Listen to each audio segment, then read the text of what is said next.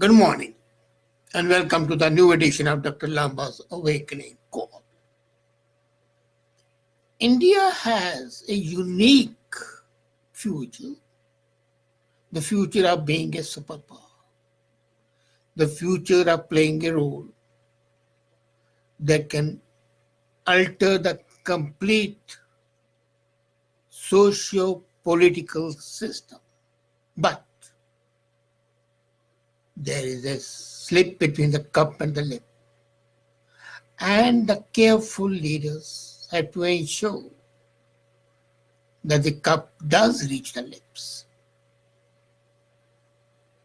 Unfortunately, the recent happening in India are not a happy portent. And hopefully they would be controlled by the government, strong as the government is. Nobody can deny that Modi has a wider perspective, and his first very statement was evocative and talked of winning the trust of the people.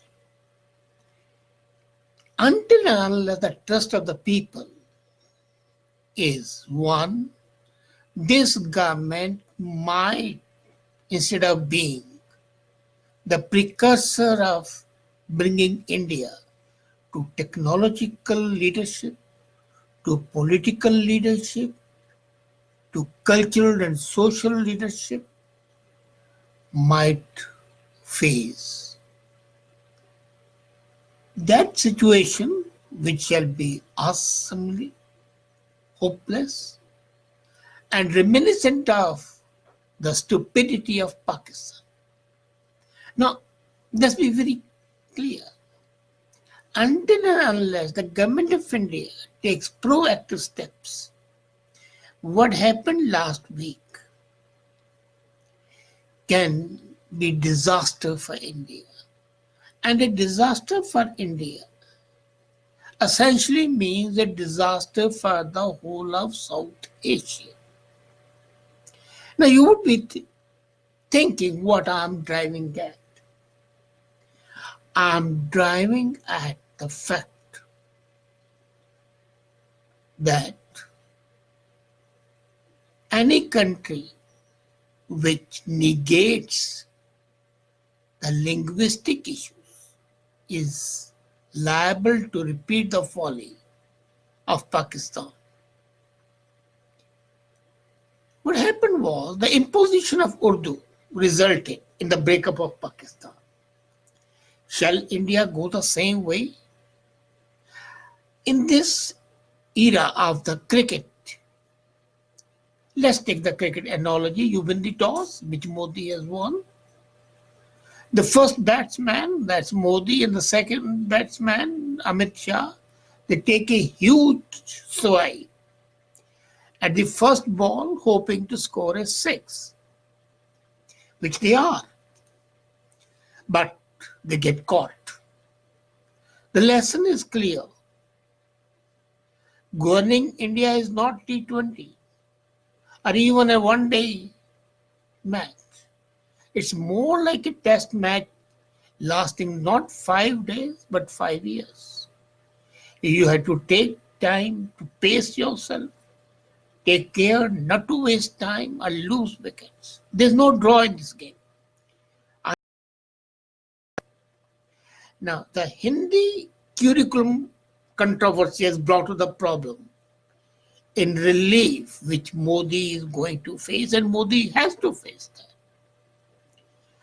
Unfortunately, like most of the ideological parties, BJP suffers from the same issue. There's a divide within the party. The core membership has a radical agenda which they wish to implement immediately upon winning power. There'll be all talk of Ghar Wapsi, Love Jihad, Gau Raksha, vigilant attacks on the beef eaters, and so on and so forth. Modi has to read the Riot Act People like Giriraj Singh and Pragya Thakur have to be restrained. A check has to be put on them. And you have to see that the votes for Modi go beyond the core membership. And that's why when Modi said the cooperation of everybody and offered substantial rather than ideological goods, development of everybody, that was a masterpiece. And that took the wind out of the sails of the opponents. Otherwise, this Hindi curriculum could have been utilized by the opponents with ulterior purposes. The country may be divided. Who cares? Not the politicians. You and I do, but not. Now, Hindi is an obsession with Hindi belt. I remember when the issue came up before the Constituent Assembly, the Hindi belt Congress members defeated even the icon at that time, Jawaharlal Nehru. Nehru didn't want Hindi to be the national language. He wanted Hindustani to be the national language. And he was defeated by one vote during the meeting. Then in 1965, on the insistence of replacing Hindi, rather English by Hindi, nearly caused South India to secede. In 1965, there was a danger that South India is going to become an independent country. Dravidstan, simply because they objected to the rule of imposition of Hindi. Notwithstanding that they accepted Hindi as a national language, but not as a link language. Lal Bahadur Shastri compromised. So why, when the issue was decided in the Constituent Assembly, giving Hindi its due as a national language, and at the same time repeating English as a link language, why open the can of worms now? Why start dividing again? Why undo what Lal Bahadur Shastri had done? The Hindi belt, the cow belt, has to learn that it may be the most populous region in the country. Undoubtedly, the majority of India lives in this cow belt, especially in the Bimaru states. By Bimaru states, I mean Bihar, Madhya Pradesh, Rajasthan, and UP. But it's neither the majority nor socially progressive or prosperous region. The prosperous regions are in south and west, northeast, Gujarat, Maharashtra, Punjab, Haryana. They are separate regions of one nation. And those regions are equally important as the Bimaru states are. The Bimaru states, the cow belt, are the base of Hindi imperialism. That's what it is. But they forget that if they annoy the most prosperous region, Maharashtra, Karnataka, technological leaders like Andhra Pradesh, Kerala, Tamil Nadu, then the existence of India is at stake.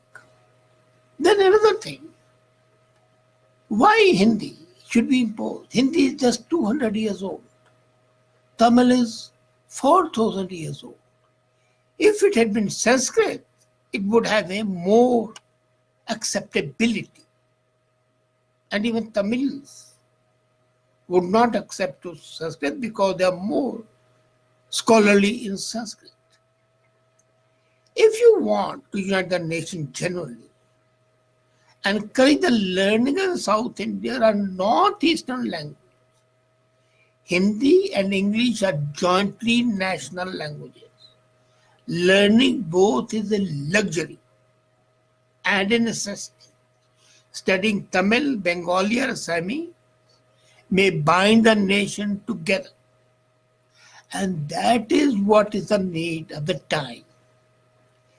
You are desirous of interplanetary travel.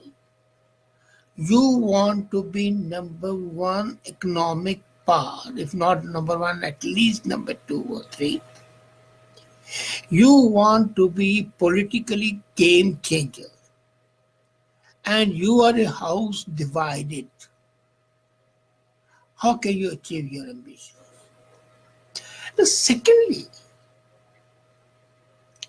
why rush blindly, madly on the cultural front before the material poverty has been tackled? You talk of language, I talk of food, infrastructure, Medicare, education. Those are the better needs and the higher needs. Clean water, energy, good health, adequate income, viable livelihood, decent education, and skills learning must have a priority over the language wars. Modi won because he began working on the vital needs and never talked about Hindutva in 5 years.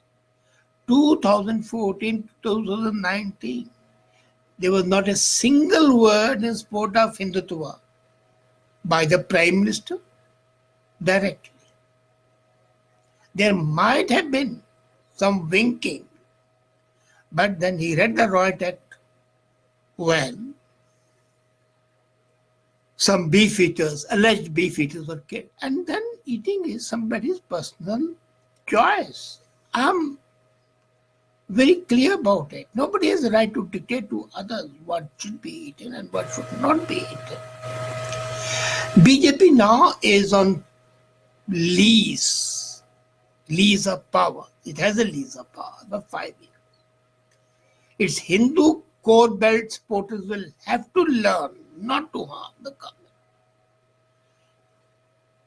They make haste and will lead to the loss of power.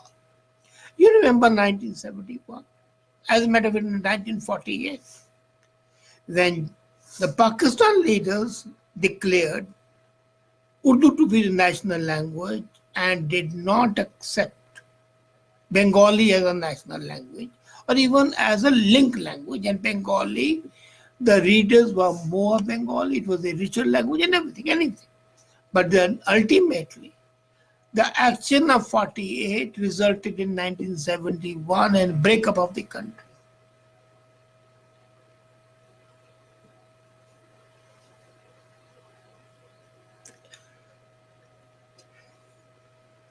The BJP may be a Hindu majoritarian party, but it has to learn that not all Hindus speak Hindi. This Sanatan Dhan takes different forms in different parts of India. It's not a monolith like an Abrahamic religion like Christianity or Jews or Islam. They are monolith. Hinduism is not monolith. Murugan is worshipped only in South India, not in North. Assam became integrated with Vaishnav only in the middle of the second millennium. Scheduled castes of India across the India have their own variety of beliefs. Educating them into Hinduism will result in a backlash, and that may not be good for the country. And when the proteges and the acolytes of Hindi want that, they are cutting their nose to spite their faces. Pakistan's breakup should be guide. Pakistan shared a religion, but language became the reason for the breakaway of East Pakistan into what we now call Bangladesh. Every linguistic state is a nation with its own history. I won't call it a nation in the political sense, but nation in the common accepted sense. It's in fact a nationality. India is a nation of nations, and they're bound together by democracy. Let it remain so.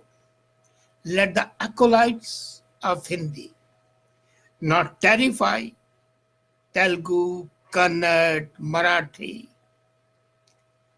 Tamil, Kannada, Malayali speaking people. Let them not make the Asmi and Bengali speaking people feel that they are aliens. Otherwise, as I said, there's a danger of history repeating itself in South Asia. Hope it doesn't happen. Hope people listen. Listen to the sense. Listen to the facts of life. Listen that the material needs are the prime need. Know that education, health, food, housing, roads, energy, clean water, sewage, they are the prime first need of the nation, not Hindi and not any other idiotic talk of Hindutva, the hard Hindutva. Thank you.